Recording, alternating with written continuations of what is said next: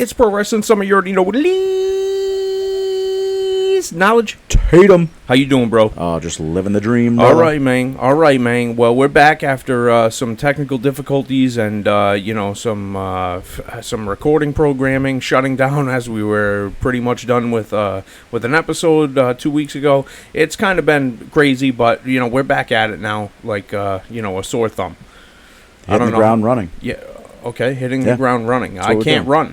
Well, I don't want to hit the ground. So yeah, okay, all right, cool. Well, I'm okay with hitting the ground. Have a good night, everybody. Yeah, all right.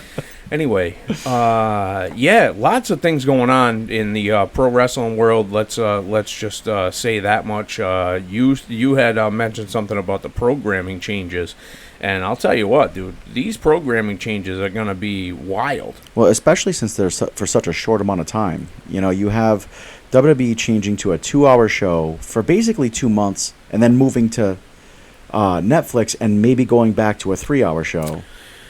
Yeah, I think what the end goal with that is they're trying to make it less predictable to when you're going to know the end of the show. So I think that they're not going to do a full 3 hours. Maybe they'll go over some weeks. Maybe they'll be way under some weeks. But I think that they're trying to make it a little bit more dynamic, like a real sport feel. In terms of the show's over now, that's it. Oh, it's you think of streaming shows now too. I mean, a lot of them, they get put out on whatever platform, and it used to be, it's a half-hour show, it's an hour show. Now they're ending at 57 minutes, 43 minutes. This one's going to go for 75 minutes. It is very odd how TV programming has changed over the years. You had a 2-hour spot. Let's just talk about the Attitude Era. You had a 2-hour spot in the Attitude Era. You had an hour of Velocity, an hour of Sunday Night Heat, and that was it. You had an hour. You had 2 hours, and it was a hard out at those 2 hours. Mm-hmm. There wasn't run over time. Now every show has run over time. Yeah. None of them get done right at the exact time that they are supposed to. So if you're recording the motherfucking show, you're fucked at the end of the show if you're looking to sit. So you better watch it live. Yeah. Because if not, you're screwed. Yep. You are absolutely torched. I've missed so many segments because I have recorded it because I didn't know if I was going to be home, or I was watching Monday Night Football, or I decided to do something else, and then boom, all of a sudden it's what? Now I gotta go search out for the end of the show. Well, especially since it's not like it's going 5 minutes over. It's going 11 minutes over. It's going 15 minutes over. Yeah. What's happening? I mean, it's pretty outstanding. I mean, from an advertiser standpoint, I totally get it. I absolutely get it. You want the run over because it's just giving you more commercial time. I just can't conceptualize how this is going to look on Netflix. I mean, I can get you're going to start it live at a certain time on Mondays, but who's going to really go there to watch it live when you can just catch it at whatever time you want on Netflix? Yeah, I mean, I'm not really sure how they're going to form it, just in terms of what the ratings are going to be, because how are you going to determine what the ratings for that show are? It can't just be by how many people watch it, because I mean, it's going to be people from around the clock. So how do you some people might watch 2 episodes in a row. They might go back to back and wait a week to watch an episode. Right. It's just very odd. I mean, I don't think that when they were showing it on Hulu that they were counting those ratings as people who were watching the show. No, I don't think so either. Because the rating would come out too fast. Right. Well, I don't. Who the fuck knows, though? I mean, it's it's pretty crazy, and it's very odd. It's just very odd, and them going to CW for NXT, I'm not really. I mean, I don't know how that's going to look. I can't imagine that it's going to look much different from how it is now. But they're also on the road. Well, I do feel that NXT is of the 3 shows, it's the more tame of the shows. For the most part. Yeah, you kind of know what you're going to get with the NXT product. Yeah, I agree to that. It's a safe play for CW to do that. For Netflix going to taking Raw, now they're going to look for more edgier content with that. I hope that they don't, because I think that they would just limit their audience. Like, how many parents are going to want their kid to watch a crazy, sex-filled, I mean, fine for adults, like, whatever, but, I mean, it's still a kid product. Maybe you just don't watch it live, and then you can speed through the stuff that you don't want your kids to see. Yeah, maybe so. I mean, it just opens up a whole lot more doors, I think, for them to... I don't know necessarily from an advertiser standpoint, because what happens with, the people who have the commercial-free Netflix? Yeah.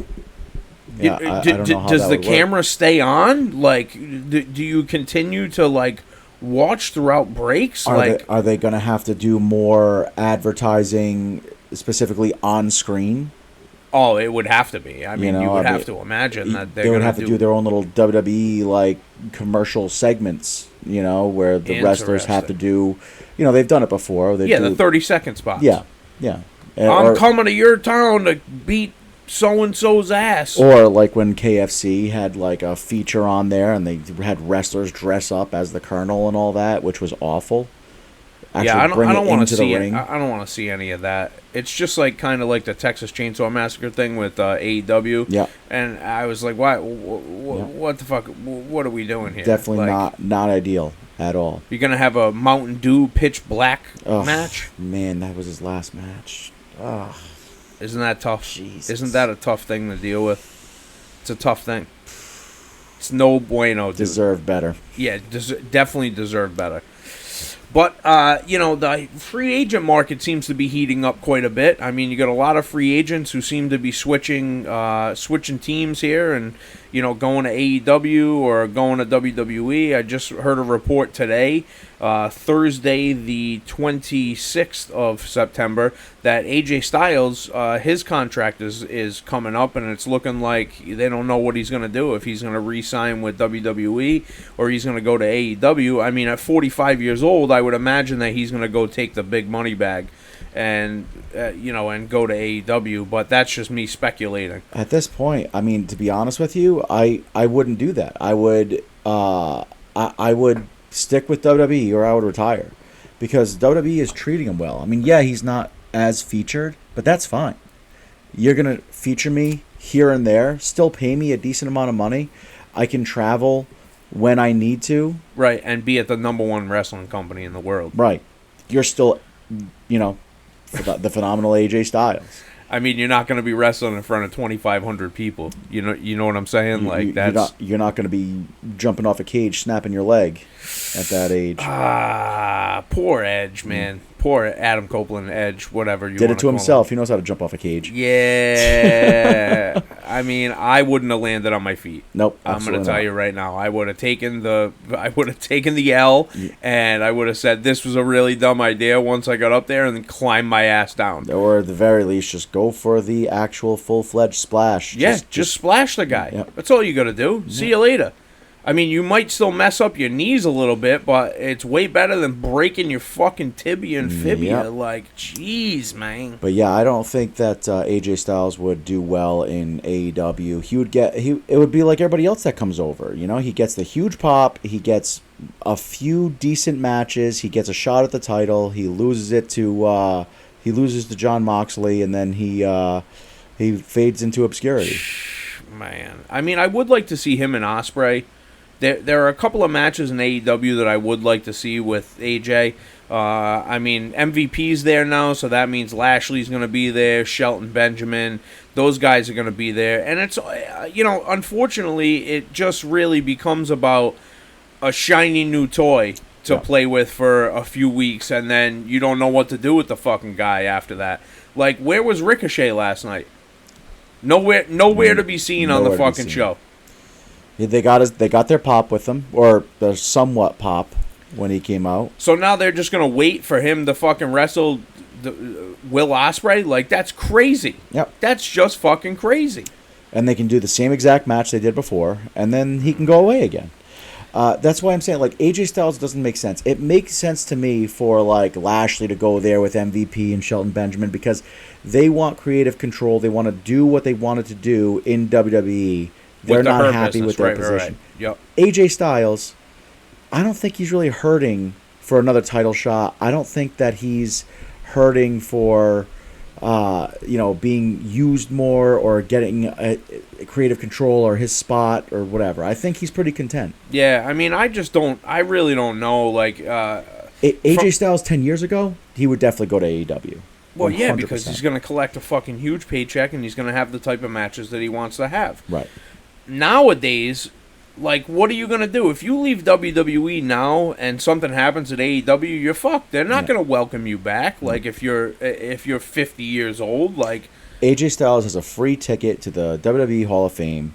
100%. He has merch that's going to be out there forever. He's in a good position. Yeah. I mean, I like AJ a lot. I would hate to see him leave.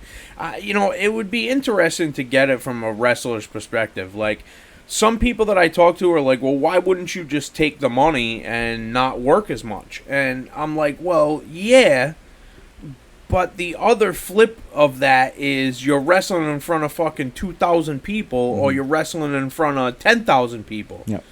Like, what would you rather do? And I mean, I know that the money probably isn't comparative in terms of what you're earning your upfront earning potential is, but they don't sell merch at AEW. How WWE sells merch. So you're gonna think, even if you get a 1% percentage point on the merch, I mean, you're still talking fucking big numbers. If the money is right for the fucking merch. And I know that they took a big hit once the DVDs went away. Like, they took a big hit because they weren't getting that, that income stream. But, I mean, nobody's really buying the AEW pay-per-views at $80 a fucking pop either. No. So it's like, well, what do you do? What's the best course of action here? I think for young guys, especially from what I'm hearing, it's the young guys that want to go to WWE. They've done the AEW thing, and they want to work now. The guys who want to take a step back, they're the ones who are going to AEW because it's a more guaranteed type of money. They don't have to worry about it so much, and they work fucking twice a month. And there's the insurance and all that stuff, right? Too, Like, I mean, he's got, but I mean, WWE has a huge medical staff now too, so it's not like, right? It's not like how it used to be. I mean, they even cut back on house shows. There's no house shows next year. Like, they're just working TV. But I mean, let's be honest.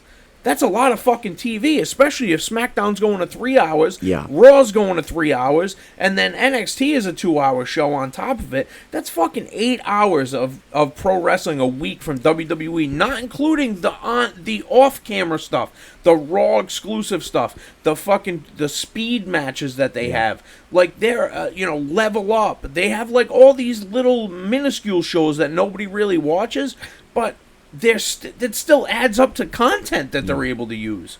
So I don't know. I would be really interested to hear from a wrestler who's in that type of position where they're making a decision on what they're gonna do.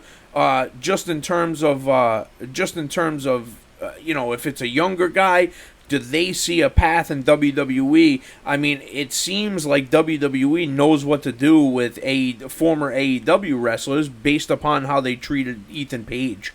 I mean, he's the NXT fucking world champion right now. I mean, that's not a small thing.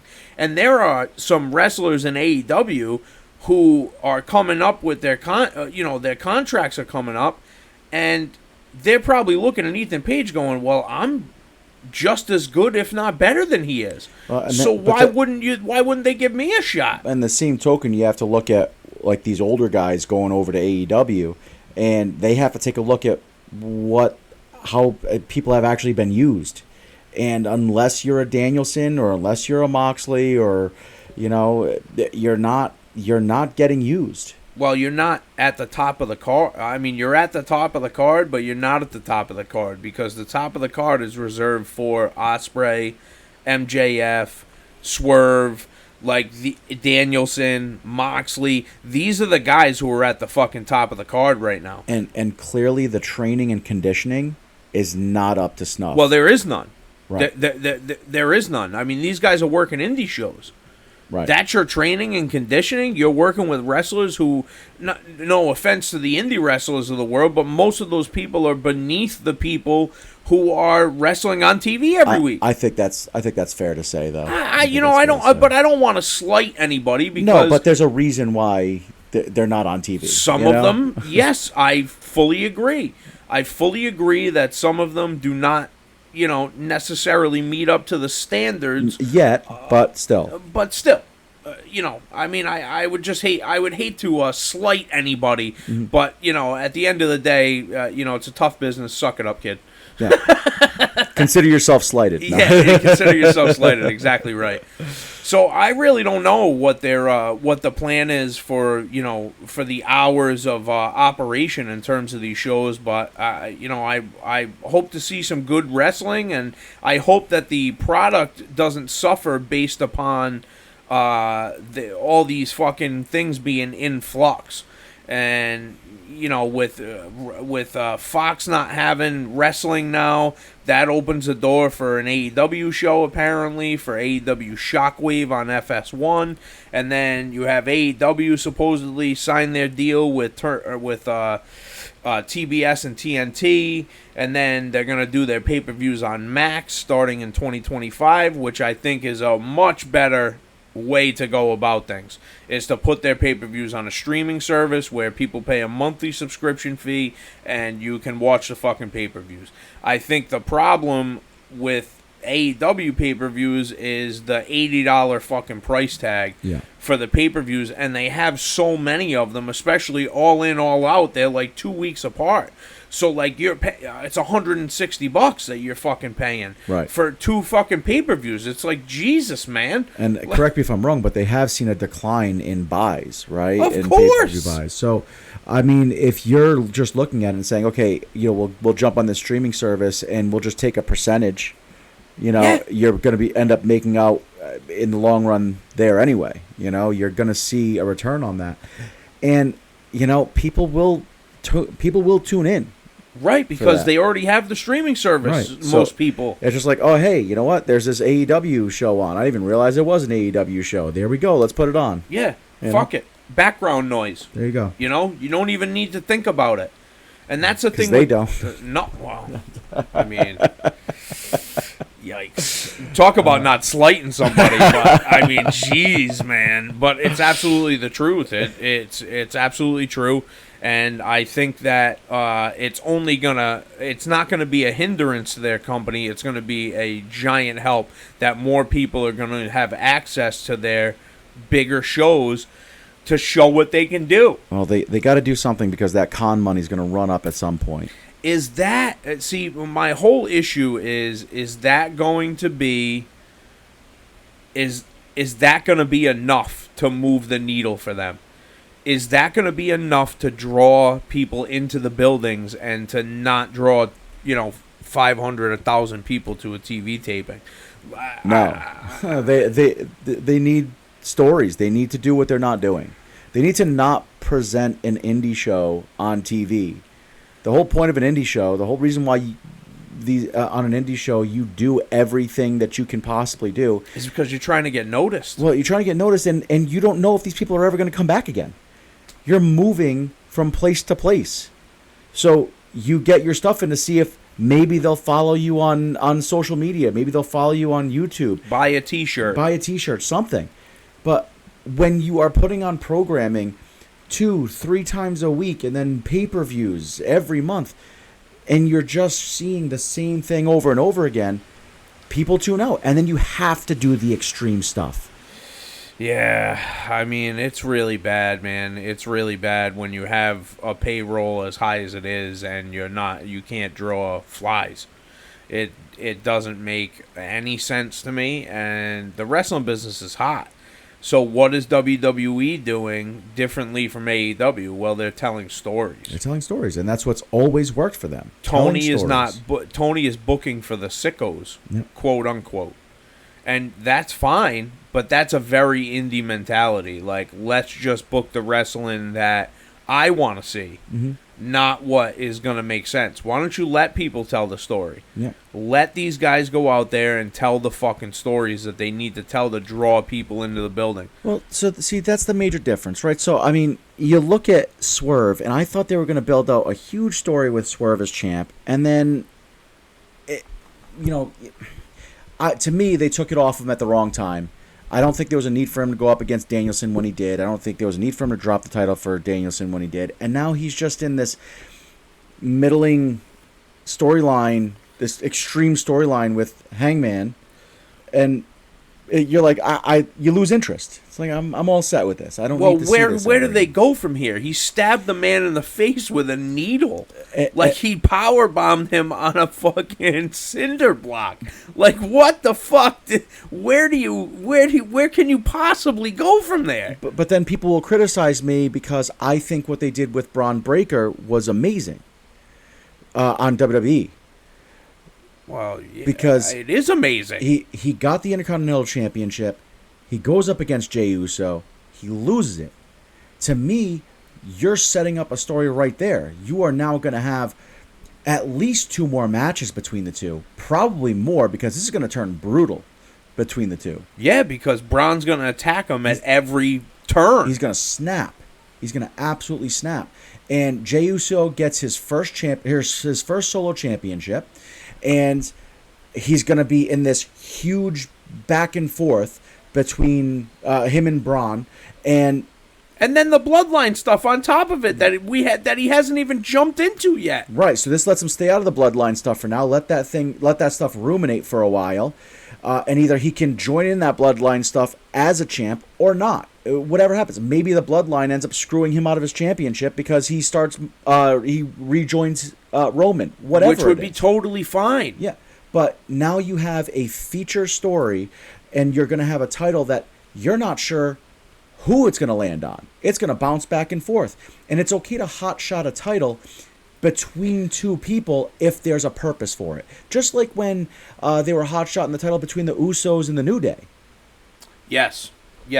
I remember that. Yeah. Well, and the Braun thing, could go right into that bloodline storyline. Yep. Because, Braun could end up being, an integral piece of that whole fucking thing because of his bloodline. Yep.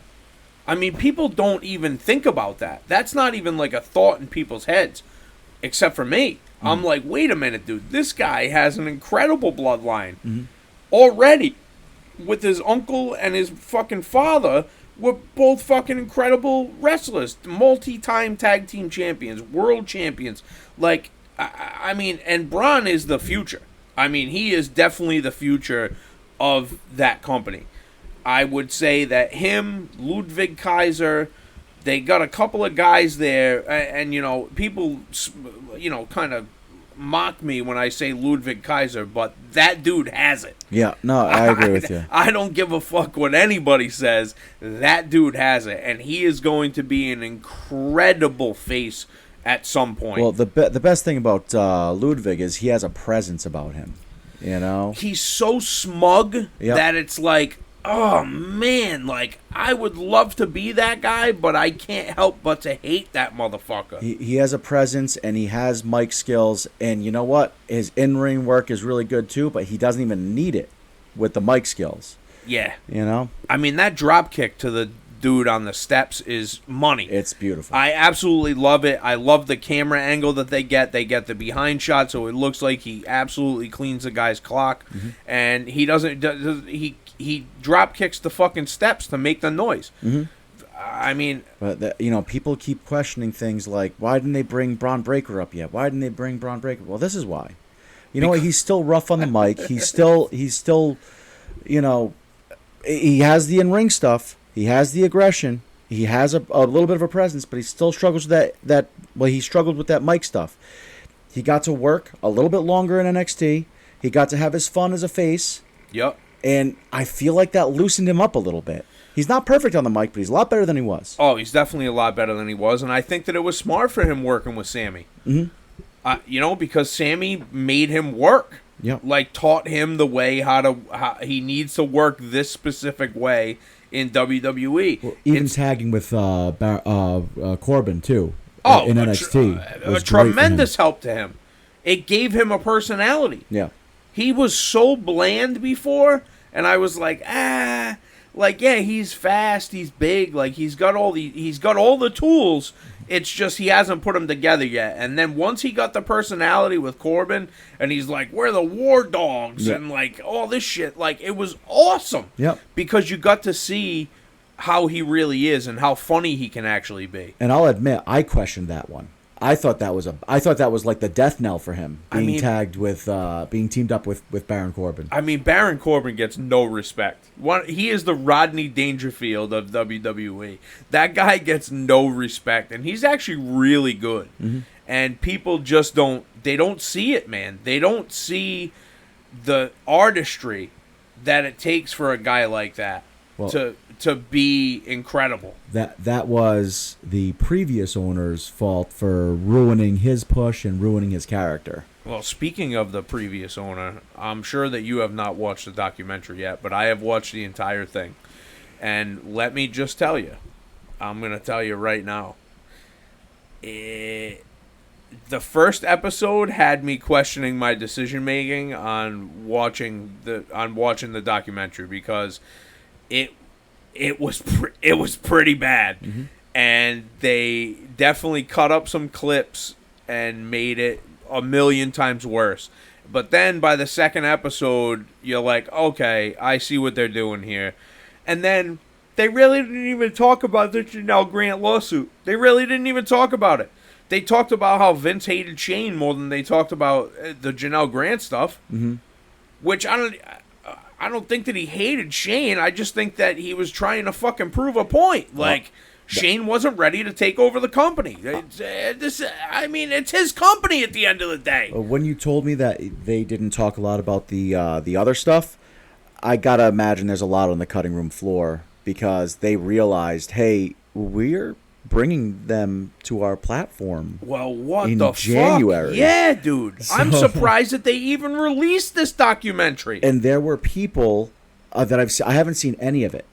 Oh. I've seen people online making like little videos and stuff saying, "Oh man, as I'm a WWE fan, I haven't watched it yet, and I'm gonna just start watching it." And it's like, all right, after the first episode, oh geez, I have to pretty dark. Rethink some things here, and by the end of it, it's like, oh wow, I don't even know who I am anymore. Like, there are going to be some people who get turned off by this stuff. Totally. And even if it's just a small percentage, you are now costing yourself viewers in January. I mean, which is the reason why I was so shocked that they were putting this out. I mean, if this was on Hulu or something like that, that would make total sense to me. Like, it would have been an absolute burial if it was on another. If it was on something that did not have WWE programming, it would have been an absolute burial. Yeah. For anyone who says that this was a burial for Vince McMahon, dude, you already knew all this shit. You knew all the shit. He's fucking crazy. The guy is insane. That's what I can't understand about people getting upset about this. I remember it's just like the Ric Flair thing. When the allegations come out about Ric Flair, he was naked on a plane with just his robe on. Yeah, that's every sense. Plane ride. Yeah, that makes sense. I can see that. What I'm the pretty fuck? sure he's told stories about that. Like, what are you talking about? All the time. But I mean, I remember when the allegations came out, and we talked about like, oh, this is crazy, but like, I can see it. I can see it. And I mean, I'm not saying that Vince is in the right here. No, of course not. That's not what we're trying to say. But what we are saying is, are you really surprised? I don't understand about anything. I don't understand how there can be anybody who calls himself like a hardcore WWE fan that's actually surprised by anything that comes out. Like, I like the fact that they did the documentary and they told the stories, like, from Vince's aspect, because we've all got to see the videos that WWE has put out about the wrestlers, and it's always from the wrestler's standpoint. It's never from the promoter's standpoint, so you never get the true idea of what was happening behind the scenes. With this documentary, Vince is really like going, all the way back to when he was running an arena up in Bangor, Maine for his dad. Like, I mean, they went fucking deep. And, like, they have his first announcing role. Like, they play it. Yeah. All right, Pop, I'm ready, Pop. He's talking to his father. Like, it's crazy to me that they have some of the footage and some of the shit that they do. And, I mean, that's because we've never got to see this side of Vince. We know Vince for being Vince. Mm-hmm. Everyone knows that he's an asshole. He's crazy. He does wild shit. And now it's just more out in the open. Like, well, I mean, you know who I feel bad for? Linda. Oh, yeah. That's who I feel bad for. I feel bad for Linda. She had political aspirations and everything. I mean, she's done. She's done. Oh, I mean, after all this shit, dude, there's no way. But, I mean, I am not surprised by anything that you've told me about it so far. I'm not surprised by any sort of the how ruthless he was. I mean, you got to think about what this guy did. He took over every territory as ruthlessly as possible in America to build a wrestling organization that he turned worldwide. I mean, you can't be a fucking nice guy and do that shit. Like, you can't, let's just, let's everyone be hunky-dory. You have to be a ruthless motherfucker. He built an empire, and that's gonna cost some bloodshed. Yeah. And it's not excusing his behavior or anything like that, but again, just not surprising. I mean, are you really surprised at this juncture of anyone who is in any sort of power to be an asshole? No. Like, I mean, I sent you the Diddy list today of who's on the Diddy list. Like, that's the best news that WWE has ever had, by the way, because now they're the number one consumer of baby oil. They were significantly behind Diddy, and now they've pulled ahead. Johnson & Johnson's is like trying to get WWE back on the radar. That's why it was Johnson & Johnson that pushed for 3 hours on both shows. Oh my god! Baby oil on a pole match. They're gonna start. Everything's gonna be baby oil now. That's gonna be in the 2-gallon jugs. Oh my god, dude! I just can't even imagine. I can't even imagine what the fuck they.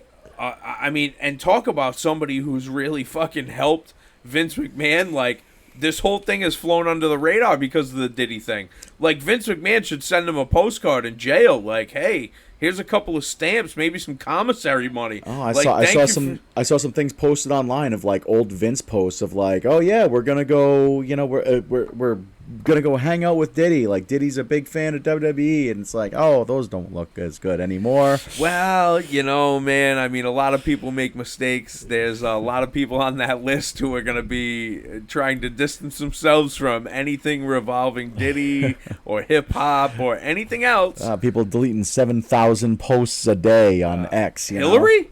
No, those are just emails. No, those are emails. My bad. But no, man. I mean, there's a lot of, not to bring any levity to the Vince McMahon situation because, I mean, the guy is, but let's face facts. Without Vince, there is no wrestling for us to enjoy, and that's a fact of the matter. Like, that is just fact. People can say that this is the Triple H era and it's the Paul Levesque era and all that, but without Vince, there would be no Paul Levesque era. There wouldn't be no Netflix deal. There would be none of this shit going on. There's no John Cena. There's no Hulk Hogan. There's no The WrestleMania. Rock, Stone Cold. Like, the list goes on and on. Like, he is the one who put the machine behind those people to make them big stars. And without him, they wouldn't have had that opportunity in other aspects of life. Yeah, they just wouldn't. The only thing that I did see of the documentary just goes to show like how much he cared about it. Like, he literally put his life on the line. Yes. It's like, hey, just, you want this storyline, go ahead and put this knife in me. Like, bro, that's... What's crazy is that Shane didn't do it. Yeah, no kidding. You would think, right? Now, you would think if Vince is my dad and he's like, you're going to have to stab me in the chest and take it from me, Like, pry it from my cold, dead hands. And he goes, I don't want you to do that, but I have to question you if you don't do that. Yep. It's like, ooh, man, that's so deep. Well, now it's I have so to. deep. Now right. I have to. And I mean, Shane's gonna end up joining AEW, and well, I'm pretty sure that Vince is gonna end up walking out on their television and being a part of AEW. Oh man, that is a bold prediction right there. I'm calling it now. I mean, Shane first for sure. Shane is definitely going to be involved, but Vince is definitely going to get involved. You never say never in wrestling, but man, I don't know. No chance. That's what you got. That's like nuclear level heat. That is, bro. That's like desperation type of heat. You like want a story? There's your story right there. You know how many people would tune into your programming? How many people would show up to the arena if you did that? A new invasion angle. Oh my God, bro! What are we talking about? Brock Lesnar comes with Vince. Oh man. Dun. Talk about baby oil.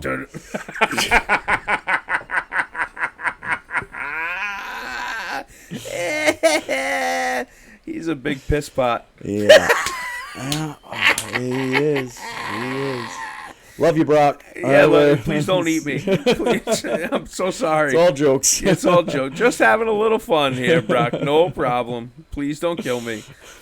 No, but I think that there's a lot of good that came out of the documentary, just in terms of like the old footage and like seeing the shit that like you really never got a chance to see, and hearing stories that you never really got to hear.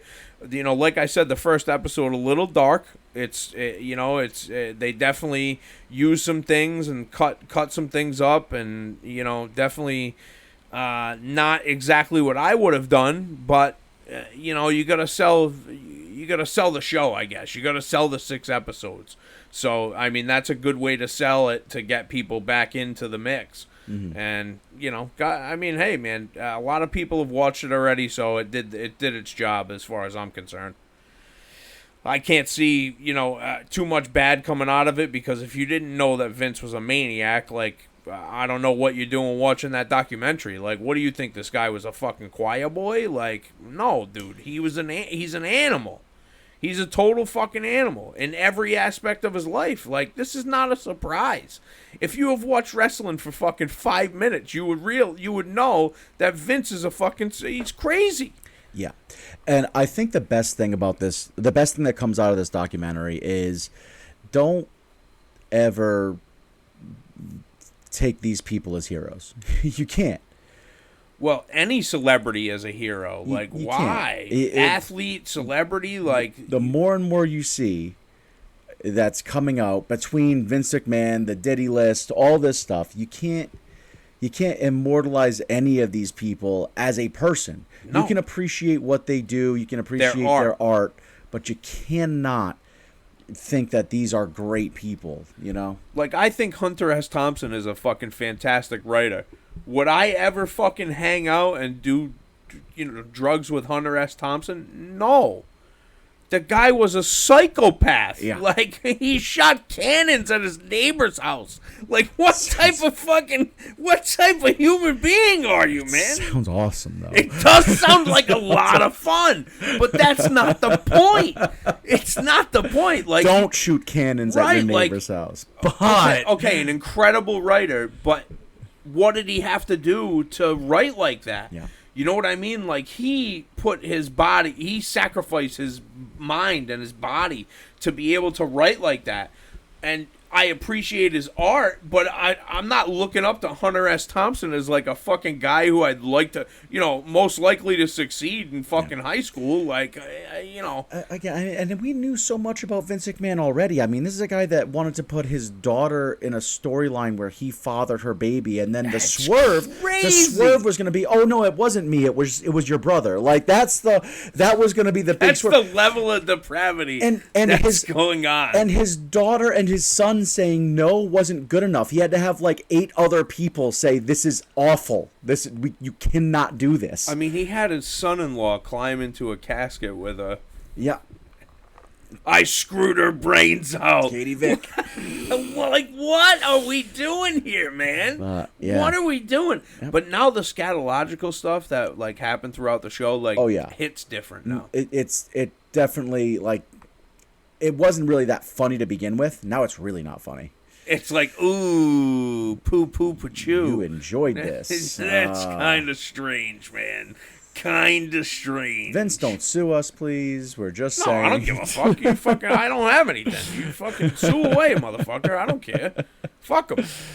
He's old and shit. Like, he is. You know, he's an old man. Like, I don't take nothing away from the guy. But. Well, anyway, this has been Pro Wrestling Summit, man. It's been a fucking, it's been a hell of a fucking couple of weeks. I'm glad that we were able to do this, get this done. Make sure that you link up with us on social media at good.villain.media on Instagram. Make sure that you contact us, man. Be in touch. We'd love to hear from you. Like, comment, share, subscribe. You already know what to do. Till next week, I've been Tatum. You've been Knowledge. Peace out, people. Peace out, buddy.